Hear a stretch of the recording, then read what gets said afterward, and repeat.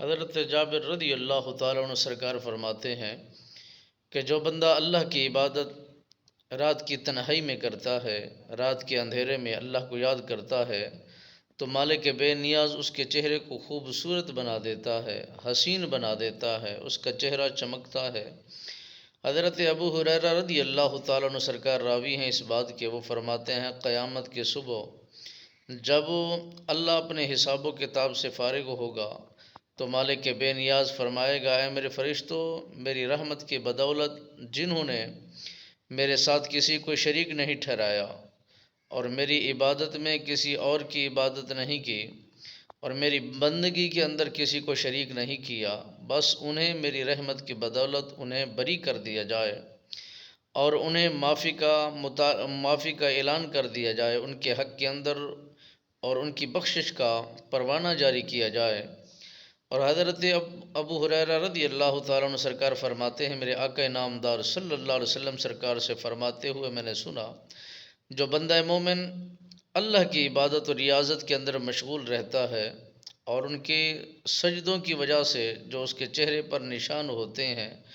سجدوں کے نشان موجود ہوتے ہیں، میرے آقا نامدار صلی اللہ علیہ وسلم سرکار نے فرمایا جہنم پر یہ حرام کر دیا گیا ہے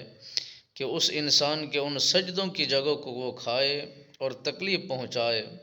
میرے آقا نامدار صلی اللہ علیہ وسلم سرکار نے فرمایا جس نے ہماری خالصتاً رضا کی خاطر سجدہ کیا ہوگا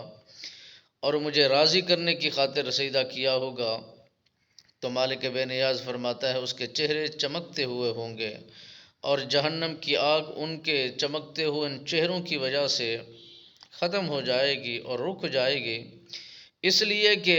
وہ اللہ کی عبادت و ریاضت کے اندر مشغول رہتے ہیں، تسبیحات و اذکار کے اندر مشغول رہتے ہیں، ذکر اذکار کے اندر مصروف رہتے ہیں، وہی اللہ کے دیوانے مستانے ہوتے ہیں۔ وہ کھانے پینے کی پرواہ نہیں کرتے، عزیز و اقربا کی پرواہ نہیں کرتے، جب بھی انہیں خوف ہوتا ہے، ڈر ہوتا ہے، غم پہنچتا ہے، تکلیف پہنچتی ہے، وہ اللہ کی یاد میں آتے ہیں، اللہ کو راضی کرنے کے لیے ہر چیز کی قربانی پیش کرنے کے لیے اپنے آپ کو تیار کر دیتے ہیں، مگر اپنے آپ کو اللہ سے جدا نہیں پاتے اور خدا ان کو اپنے آپ سے جدا نہیں کرتا، وہ خدا سے راضی ہوتے ہیں اور خدا ان سے راضی ہو جاتا ہے۔